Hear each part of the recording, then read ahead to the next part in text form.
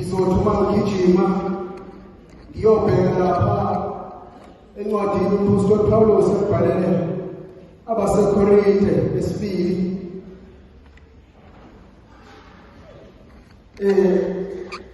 ngizoqala nje lapha chapter 5 verse 15 to 19. Kepha konke kuvela kuNkulunkulu owenza ukuba sibuyisane naye uKristu. Wasinika inkonzo yokubuyisana ngokuba uNkulunkulu ekuKristu wenza ukuba izwe libuyisane naye. Engababaleli iziphambeko zabo ebeka ukuthi izwe libuyisane. Alibonge igama leNkosi. Singena enkonzweni yokuphenduka noma enkonzweni yempenduko yokubuyisana. Ithi uNkulunkulu ekuKristu wenza ukuba izwe libuyisane. Okusho ukuthi makufanele kube nento ebuyisanayo suke kunento ekade ihlukene. Alibonge igama leNkosi. Suke kunento ekade i-disconnected. Okusho ukuthi into uma i-disconnected noma ihlukene akube kusafunctioneka noma akube kusasebenzeka ngendlela ejwayelekile. Alibonge igama leNkosi. Okusho ukuthi uma singekho uNkulunkulu noma singahlangene noNkulunkulu noma singekho connected noNkulunkulu kuba khona lento eyenza ukuthi singafunctioni njengamakhono. Alibonge igama leNkosi. Angithi singamaKristu singabantwana babizwa ngegama lakhe. Okusho ukuthi uma ungumKristu ungumlandeli walomuntu osibiza ngaye othi ungokaKristu. Uma usu-disconnected nalomuntu obizwa ngaye ubusubizwa ngaye. Ngoba uma sihlukene noKristu kusho ukuthi le-identity yethu njengamaKristu yashintsha. Uma kuwukuthi ngwakashange kodwa angisenzi njengey'ngane zakashange kusho ukuthi angisafani nomuntu wakashange. Naw umbuzo uthi uma sesihlukene noNkulunkulu sesi-disconnected kuNkulunkulu ubani esihlanganisa naye? Ubani esihamba naye? Lithi izwi kaNkulunkulu namhlanje uNkulunkulu ekuKristu wenza ukuba izwe libuyisane naye. Lokhu ukwenza ngenxa yesono. Uyabona ukuthi isono simhlukanisile umuntu noNkulunkulu. Usethi uNkulunkulu ngizothumela indodana yami uqobo.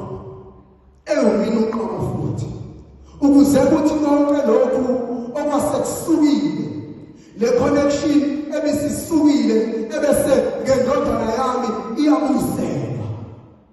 Okusho ukuthi lokhu isono sasikwenzile kumuntu ngendodana yami ngizokususa ebese ngibuyisela ubudlelwane bami naye. Inkonzo yokuphenduka. uNkulunkulu mesibheka bathandekayo sisakufanele yini ukubizwa ngabantwana bakhe? Ukwenza kwethu kusifanele yini ukuthi sibizwe ngabantwana bakaNkulunkulu? Sisenhliziyweni kaKristu Jesu elithi kunene thobile. Ukuthoba sinakho yini? Inhliziyo emsulwa, inhliziyo engabambi magugu, inhliziyo engasoli bantu, kepha inhliziyo emnene eqotho. Inhliziyo zethu zinjani? Zifanele yini ukubizwa ngokuthi singabantwana bakaNkulunkulu? Noma sesisukile endaweni kaNkulunkulu. Kuyaxoxwa indaba ngelinye ilanga kuthiwa kwakukhona ubaba wayenendodana kuthiwa njalo lo baba wayehamba nendodana bayemakethe bayothenga. Lithi thiwa uma behamba endleleni kwakukhona amaphara ayekhona endleleni. Njalo uma beyemakethe ubaba lo mfana ekhome phambili indodana bese ehamba emuva yena. indodana njalo ibona beqhamuka amaphara bese yabaleka bahambe bafike bathenga izinto babuye kamnandi nje lo baba wayenikeza umyalelo owodwa le ndodana ukuthi lo ungaphambili kwami kodwa bambisana sana ungasuke eduze kwami bahambe njalo baze bafike emakethe ngelinye ilanga bathi babefike emakethe lo mfana bese ebona ukulipha hambe kucosha uhamba njalo uthi kusawucosha uvela uphenduke athi ngoba vele ubaba usala eduzane ngeke sambone athi buka athi sathi ubaba uphephuke ujani indodana ngoba phela angeke isasho baba ukuthi ibika yephi ibalekeleni kufanele ibuye nento iqhubeke indodana ujahe lo 100 ithi mithi yamalaza abantu abaningi ayisamboni uyise ithi mithi yavuka lisho iphara ngebaba nalo lifuna lo 100 phara uthi uyaphaphama umhlangane pama abantu lepama eshaya ukhantsho ugesi lazi yasicabanga sangisephara ushaya waqonele kumfana amthatha amaphara ngoba phela abantu bazokushaya amthatha njengomfana ose-overdose ahlala naye mfana usedukelele nobaba ngizothi namhlanje kwesinye isikhathi sihambe noNkulunkulu simbambe ngesandla imiyalelo yakhe uNkulunkulu asinikeza yona athi ungasidedeli isandla sami imiyalelo asinikeza yona uNkulunkulu athi ungasuki kwi-presence yami ngoba wasuka kwi-presence yami kwabekile amaphara wasuka kwi-presence yami ngibekile impama yephara umfana wasuka kwi-presence kababa wasuka waseke wavandle umusuke kufanele kaNkulunkulu umuntu kaNkulunkulu uma isigula saso zonke izinto nesono siba namandla phekwakho uthiwa makushiwo ngenkathi lo mfana ebona amaphara ebaleka ngenkathi ehamba noyise hayi ngoba babesaba yena kodwa babesabuyisa lithi kwesinye isikhathi ubaba mebona ukuthi nabantu bezakabi ubaba wayevela ushufele emva uphathi kahle umfana abona ungaphambili kanti ubaba usemlwela izimpi ehamba naye yena ubona bonke ehamba kahle kanti ubaba usemilwe yamlwela inkinga yethu bazalwane sishiya umuntu okuyena osikwelayo ebese sitshela ukuthi sinamandla okulo kanti ubaba usesukile sesifukile ku-presence kababa ebese zithi izinto ebese sibe namandla phezulu kanti sesisukile ku-presence kababa ubaba uyazazi ikhale efanele uyazi ukuthi kule ndawo kufanele ngidonse isibhamu kule ndawo kufanele ngidonse isando kule ndawo kufanele ngidonse ucelemba kodwa ngenxa yomfana ayalibonga igama lenkosi isono siyathandeka basamana isono sifana nalo 100 owubonwa yimfana isono siyalandeleka kuba lula ukuphendela uNkulunkulu kunokulandela isono umfana wabalula ukuthi adedele uyisa landela imali kodwa into esiyenza isono siya ngokuya siphephula sikususe eduze kaNkulunkulu sikususe ekhoneni kaNkulunkulu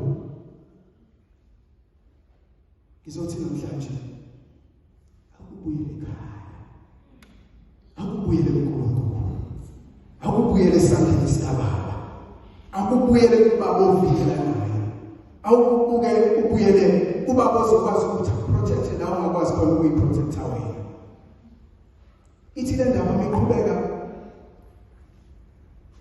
umfana avuke esihleni namaphara akazazi ukuthi ufike kanjani ufike lo mfana abuze ukuthi ufike kanjani kuthiwe bhema wena uyasaba naye akazi ukwenza njani adonsa akhohlele kuthiwa bhema usedlula iminyaka asejwayele impilo ahlale kube mnandi ahlale namanye amaphara nawo athi umyamathi wefezo awuthi nzatha lapha naye kuze kube ilanguage ayikhulumayo uma sebefika ihlobo zidlule endleleni zibona lo mfana semale ubathisho kuvuke kwabanye ukuthi hayi lo mfana ungathi khona uphawana ungathi khona intanayo noma eliphana kodwa akafani nalawa amanye amaphana lento ayenzayo ngathi uyayiforce ngoba isono ngisho ngathiwa umuntu kaNkulunkulu kwakwenze njani wangena kuleso sono kusona uPaul yasala uPaul uKristu liyasala uyohlezi umntwana kaNkulunkulu noma usesonweni njalo uyohlezi umntwana kaBaba ngishila ukuthi mayo umuntu kaNkulunkulu ingashintsha kodwa angeke kusuke ukuthi umntwana kaNkulunkulu ithi le ndaba ebesele behamba beyo report ukuthi hayi sibona ukufana nendodana yakho kodwa ke asisakuboni kahle awuzuzo identify ukuthi ngaba kusiyona yini indodana yakho aqhamuka ubaba ethi esezele athi hayi amakwekwe kwami lawa ngiyawazi athi bephendula ubuso ubani athi awuyi ayekuyena ubaba besembiza ngegama athi mfana asabe siyekhaya akhe sibili mfana uzothi ubaba namhlanje asabe siyekhaya buyele ekhaya angisazi siphi isono esikubambile kodwa uthi ubaba asabe siyekhaya mhlambe lezi zinto ozithwele ubona kungasoze kwaphumeka kodwa uthi ubaba asambe siyekhaya musabo sahlala lapho mhlawumbe usahleli kuleyo nzondo omzonda ngayo umuntu owagila kodwa uthi ubaba suka kuleyo nzondo asambe siyekhaya nasi isandla sami buyele ekhaya athi uhlabelelayo buya mntwana buyele ekhaya wena usathanda bazalwane uNkulunkulu ekuKristu wenza ukuba izwe libuyelane naye ngoKristu ukuze kuthi konke okuhlephukile yonke iconnection zonke intambo enqamukile ngoKristu Jesu ebese ziyabuyisela ngifuna ukuthi namhlanje umuntu kaNkulunkulu usathanda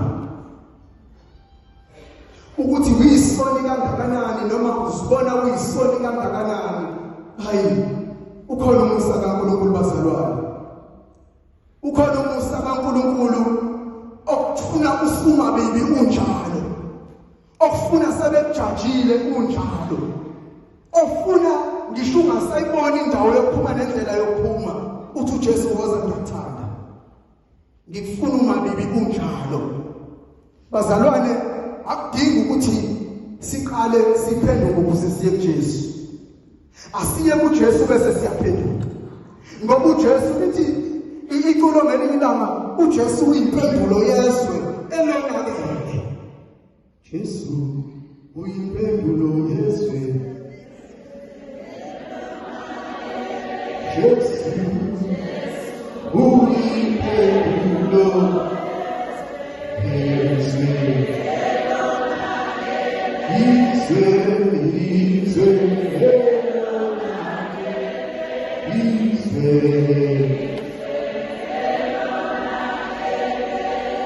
siyafuna bazalwane sekonakele alibonge igama lenkosi ayifuthi kungavuma ukuthi konakele usikhohlisa wena uyosala namabiba akho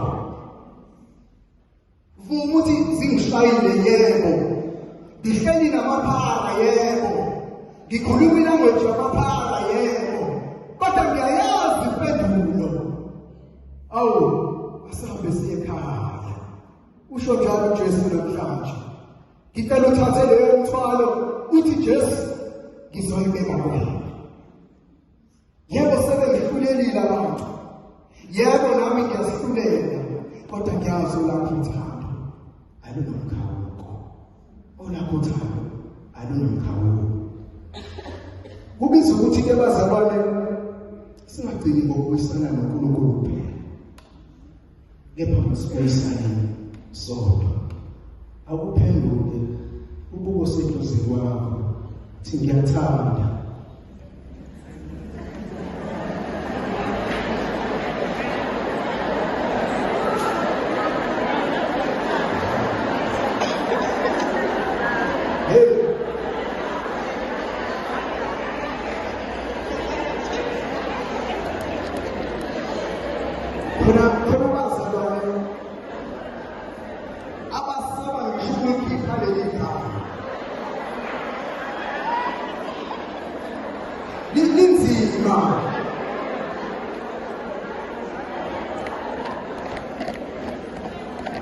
Linzima.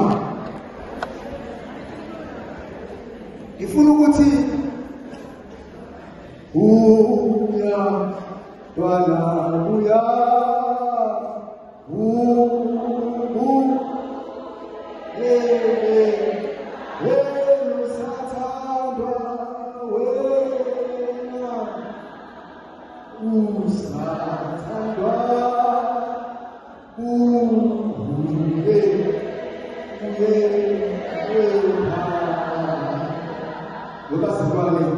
uthando lwangempela nothando lweqiniso akukho la eniyothola khona ngaphandle kukaKristu Jesu. Alibonge igama lenkosi. Ngoba ngigeza la enkonzweni kaNkulunkulu ngihambe sibe sihle sihlole sivathe. Ayi kodwa asukhahlelana mayi babuka. Hey, ingakho ngithi awuphenduke usho umuntu oseduze kwakho ukuthi ngiyathanda ngoba uzohlala nomuntu kanti inyundelele.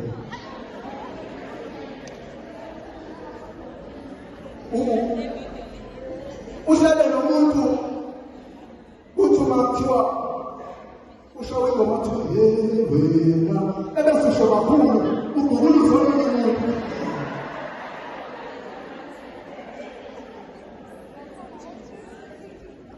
Ukhohlwe ukuthi ngenkathi uthi yewena nabanye ngana abahlokwena.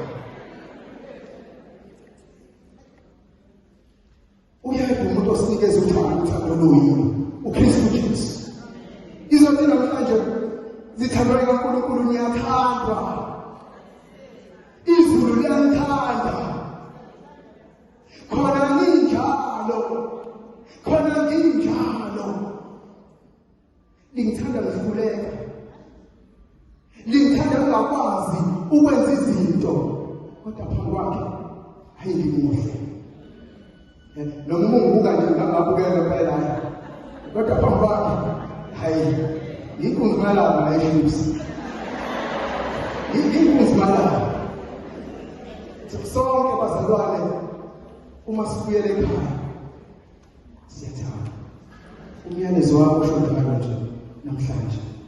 Osifele eKhalvari bazalwane ngegazi lakhe uyasithanda. Lesi isikhathi bazalwane sokuthi sizophuma zonke inkaba edisconnected. Masishiye phansi kuphara manje. Masibuye sembathi kubo enguKristu Jesu. Uthi uMpostoli Paul umebhala kuyona le ncwadi uthi abakuKristu Jesu sebezindaba ezintsha. Makasibuye sihlokwe kuKristu. Masibuye sithi ukuhamba kwami kusuka manje ngeke kusafana. Lokho ngibona ngiyikho angisokuyele emva ngiyikho. Ngizokwenza kuKristu ebese ngiba isigaba esihle. uNkulunkulu makasibusiseke bangcwele. Ngazo zonke izibusiso. Ebese kuthi ngegama legazi lakhe. Ebese siyahlanzwa. Sihlanze nenhliziyo lezeyibopile. Sihlanze nenhliziyo lezengavumi ukuthi sisuke ehlaleni nomphara. sivuma igazi likaJesu ukube lisenze sibe ngcwele. Awuyini umngcwele bangcwele. Yazi sibizwa ngabangcwele kodwa sibe singengcwele. Bengakuhle ukuthi sizame. Kunzima kodwa asizame. Ukuthatha uyebona umuntu athi yebo ufana nekhono. Yebo ufana nekhono. Yize zikhona izinto kodwa ufana nekhono. Sisemhlabeni sizele khona lokho ukuthi kukho konke sikwazi ukunqoba. Hayi ukuthi asusindwa, hayi ukuthi asudonswa, kepha ukuthi sibe inqoba. Ngoba bazalwane konke sikwenzayo sikwenzela ukuya ekhaya. Ngelinye ilanga uzoba wedwa. Ngelinye ilanga uzophila. Uzoba wedwa embuzweni ngelinye ilanga. Uzoba wedwa ngelinye ilanga.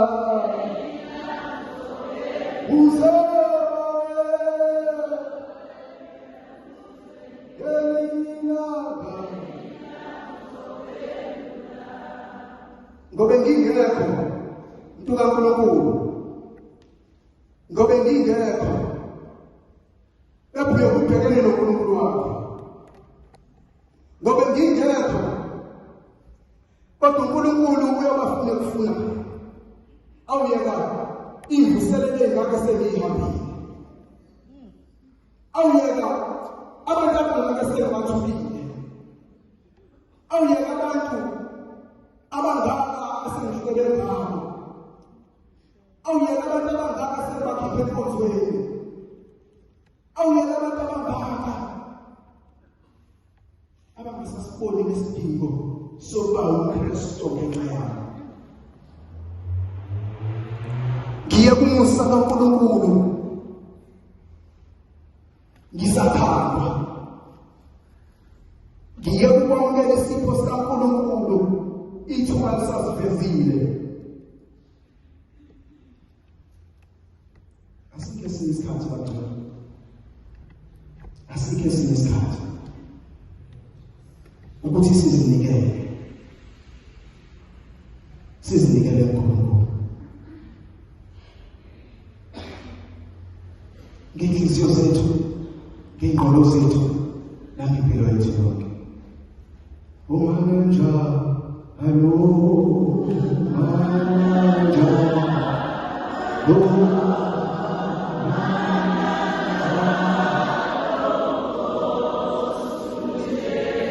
Jesus, manja,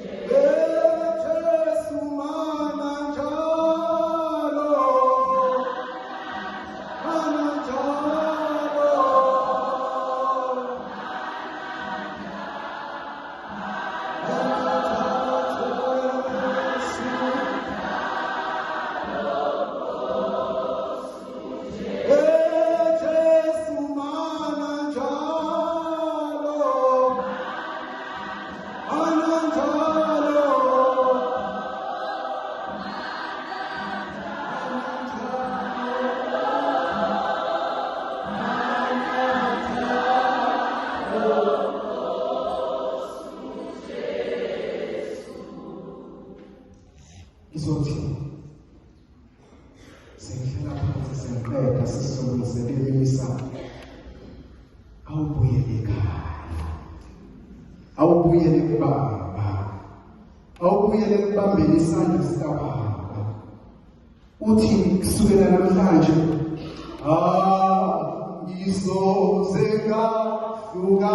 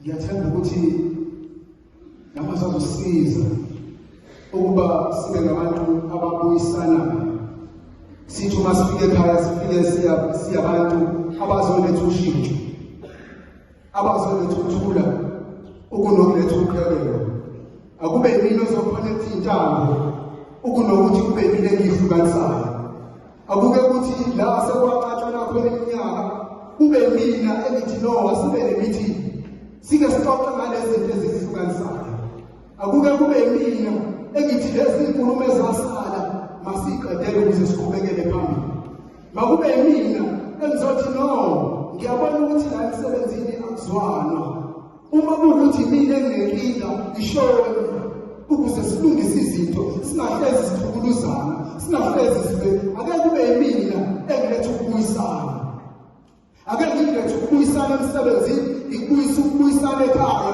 ikubuyisa ukubuyisana la esontweni